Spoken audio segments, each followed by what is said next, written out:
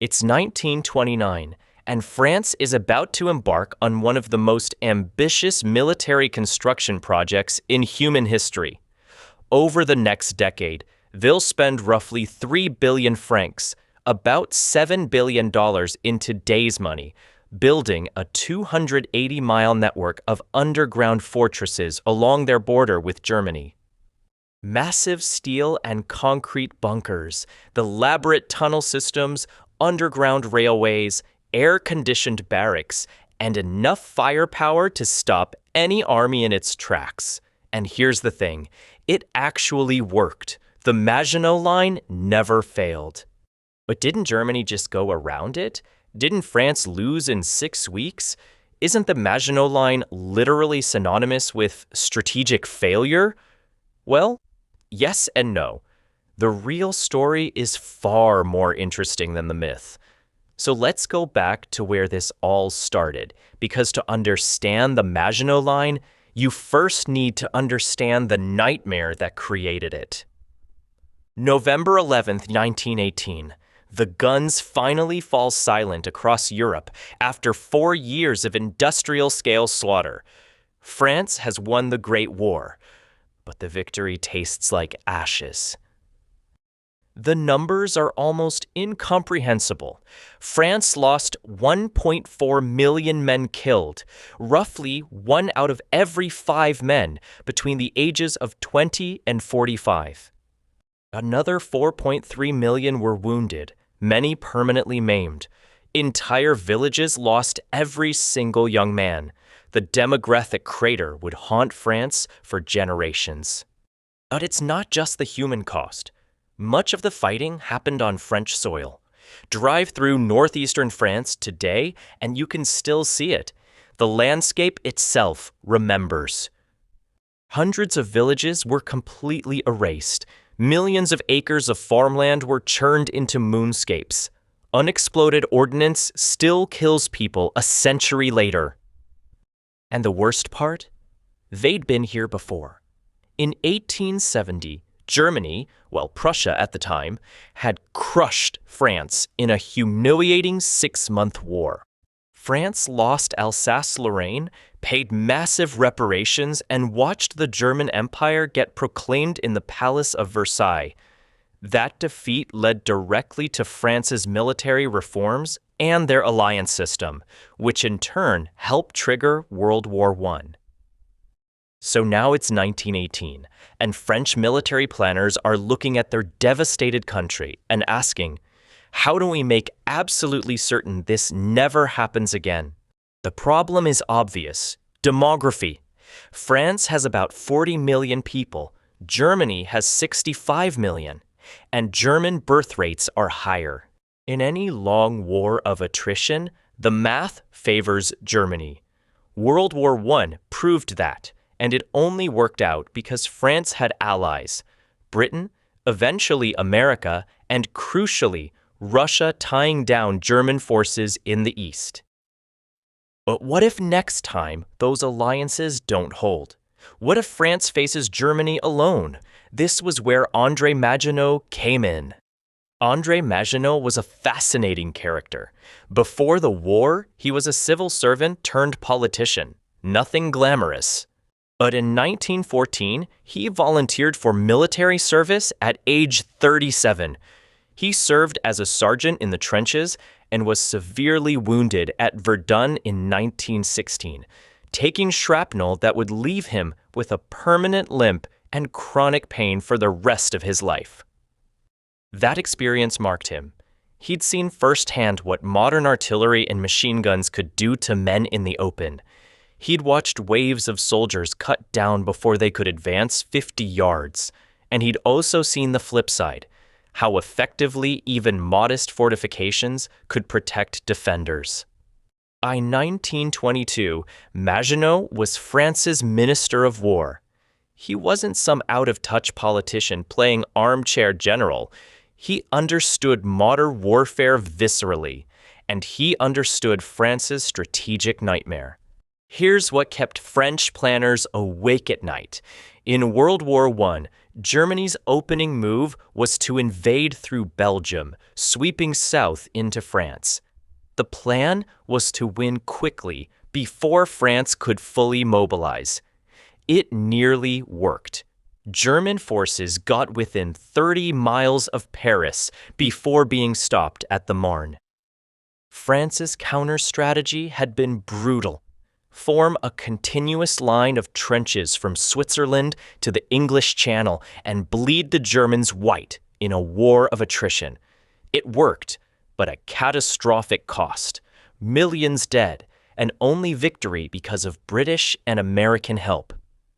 Now, imagine doing that again, but you have fewer young men, a smaller population base, and you can't be certain your allies will show up in time. What do? Maginot and his fellow planners, especially Marshal Pétain, the hero of Verdun, came up with an answer. What if you didn't have to form that line of trenches? What if it was already there, made of steel and concrete, permanently manned and supplied, impervious to artillery? The idea was elegant. Build fortifications so powerful along the German border that Germany simply couldn't attack there. This would force them to go through Belgium again if they wanted to invade. And if France knew Germany had to attack through Belgium, they could position their armies accordingly and meet the Germans on favorable terms, probably with British help, since Britain guaranteed Belgian neutrality. Meanwhile, the fortifications would be manned by a relatively small number of troops, freeing up France's limited manpower for mobile operations. Instead of millions of men sitting in trenches, you'd have a few 100,000 in the forts, and the rest could be a professional, mechanized army ready to fight in Belgium. It was defensive, yes, but it made sense given France's demographic and strategic situation. The Maginot Line wasn't a failure of imagination. It was a rational response to France's constraints. In 1929, the French Parliament approved the funding. Construction began. Here's where it gets interesting, because the Maginot Line wasn't just a line of bunkers. It was one of the most sophisticated military engineering projects ever built, and most people have no idea what it actually was. The line consisted of three main fortification types. First, you had the gros ouvrages, the big works. These were massive underground fortresses, some extending 7 stories deep into bedrock. Imagine a small town buried under a mountain, designed to withstand direct hits from the heaviest artillery. Each gros ouvrage housed between 500 and 1,000 men and was completely self-sufficient. They had their own power plants, water supplies, air filtration systems, kitchens, infirmaries, ammunition stores, and living quarters. The barracks were air-conditioned in the 1930s. Men could live underground for weeks or months if necessary. The fortresses were connected by underground railways running through tunnels 30 meters deep. Supplies and ammunition could be moved between positions without ever exposing anyone to enemy fire. If one section was damaged, others could provide supporting fire. The fighter power was extraordinary. Each fortress had multiple artillery turrets housing 75mm and 135mm guns, plus anti-tank guns, machine gun emplacements, and mortar positions. The turrets were retractable. They'd rise up, fire, and lower back down behind thick armor plating. Some turrets had 300mm of steel armor. Between the major fortresses were smaller petits ouvrages and casemates, smaller bunkers with machine guns and anti-tank weapons, all positioned to provide overlapping fields of fire. The entire frontier was covered. Anything trying to cross would be caught in multiple crossfires. And in front of all this, elaborate obstacle systems, anti-tank rails, embedded in concrete. Dragon's teeth, pyramid-shaped concrete obstacles, massive ditches.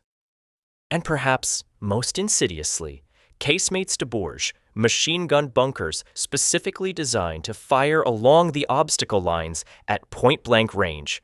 An attacker would struggle through the obstacles, while machine guns enfiladed them from protected positions. The Germans had their own fortifications facing the line, the Siegfried Line, or West Wall. The two systems faced each other across the border like medieval castles, except with 20th century firepower. By 1936, the main fortifications were complete. The Maginot Line stretched from Switzerland to the Luxembourg border, about 280 miles of interconnected fortresses. It was a monster, and it worked exactly as designed for defense. But you might have noticed something. Luxembourg border? What about Belgium? This is where the story gets complicated, and where the myth starts to diverge from reality. The Maginot Line did not extend along the Belgian border. This was intentional, not an oversight. There were several reasons. First, Belgium was an ally. Extending heavy fortifications along their border would be both diplomatically insulting and strategically pointless. If you're expecting to fight alongside Belgium, you don't build fortifications keeping them out. Second, the terrain was different. The Belgian border ran through Flanders, flat, low-lying terrain with a high water table. Not impossible to fortify, but much more difficult and expensive than the higher ground along the German border. Third, and most importantly, the French strategy explicitly counted on fighting in Belgium. Remember, the whole point was to force Germany to attack through Belgium, where France would meet them with mobile forces. Building fortifications on the Belgian border would trap French armies behind them. So what was the plan for Belgium? It's 1930, and French military doctrine calls for this. When Germany attacks Belgium, France immediately sends its armies north to meet them. The French would form a defensive line along Belgian rivers, probably the Dyle or Meuse, and fight the Germans there, on Belgian soil, far from French cities and industries.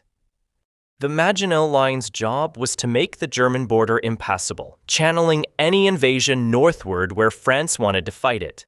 The problem was Belgium. In 1936, Belgium declared neutrality. King Leopold III, looking at Europe's mounting tensions, decided Belgium's best chance was to avoid entangling alliances. This meant Belgium canceled its military cooperation agreements with France. This was a disaster for French planning. Now France couldn't pre-position forces in Belgium or coordinate defensive plans. They'd have to wait until Germany actually invaded before entering Belgian territory, losing precious time. And they couldn't be certain Belgium would even allow French forces in quickly enough. But here's the critical point. French planners knew this. They understood the risk. The question was what to do about it. Some argued for extending the line along the Belgian border, but this was deemed impractical for all the reasons mentioned. Plus a new one, cost. France was already spending enormous sums on the existing line, and the 1930s brought the Great Depression. Extending the fortifications another 150-plus miles through difficult terrain would be financially crippling.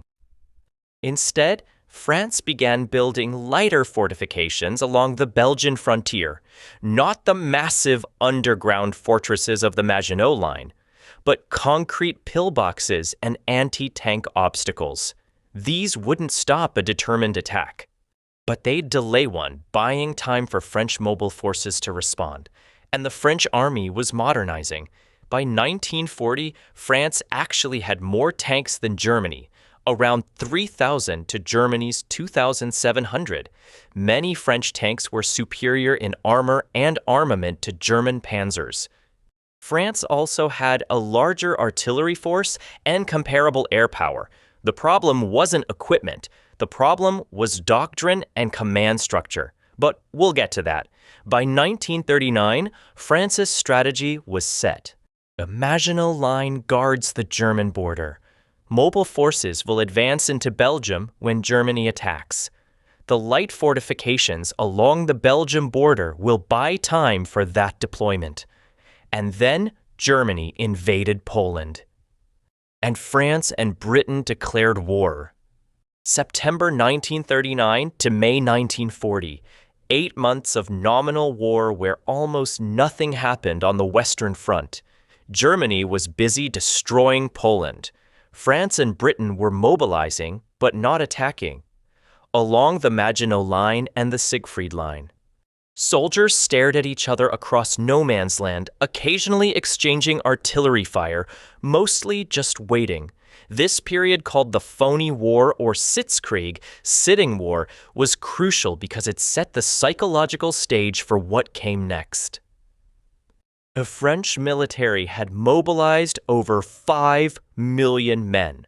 The British Expeditionary Force was deploying to France. Everything was going according to plan. When Germany attacked westward, the Allies would be ready. But inside the German High Command, there was a furious debate happening. The original German plan for invading France, Fall Gelb, case yellow, was basically a repeat of World War I. The main thrust would go through central Belgium, wheeling south into France. It was cautious, predictable, and likely to result in another grinding war of attrition, exactly what Germany wanted to avoid. A junior general named Erich von Manstein thought this was idiotic. Manstein was brilliant, abrasive, and convinced that the original plan would fail. He kept proposing an alternative: fake the main attack through central Belgium to draw Allied forces north, then launch the real attack farther south. Through the Ardennes forest. The Ardennes was considered nearly impassable for large armored formations. The terrain was heavily forested, hilly, with few good roads. French and British planners assumed Germany couldn't send serious forces through there. The Germans had light screening forces in the Ardennes, but nothing substantial.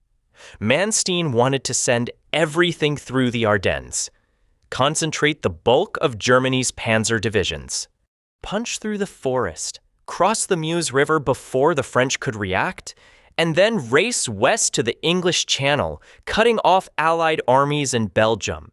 It was audacious to the point of recklessness. If the French caught the German armor in the Ardennes or stopped them at the Meuse, the entire invasion would collapse. But as it worked, Manstein kept pushing his plan. His superiors were annoyed. He was shipped off to command an infantry corps just to shut him up, but the plan caught Hitler's attention. Hitler liked bold moves, and in February 1940, he approved a modified version of Manstein's proposal. The Germans would make the main thrust through the Ardennes. On May 10, 1940, Germany attacked. 5:35 a.m., German forces simultaneously invade the Netherlands, Belgium, and Luxembourg. It looks exactly like World War I Redux, a massive invasion through the Low Countries. French and British commanders execute their plan. Allied armies race north into Belgium to meet the Germans. This is exactly what Germany wanted. While Allied attention focused on Belgium and the Netherlands, the main German force, 7 panzer divisions with over 1,200 tanks, was pushing through the Ardennes. They were led by generals who would become legendary: Guderian, Rommel, Kleist. The French had light forces screening the Ardennes, mostly cavalry and weaker divisions. They were overwhelmed almost immediately. The Germans moved faster than anyone thought possible.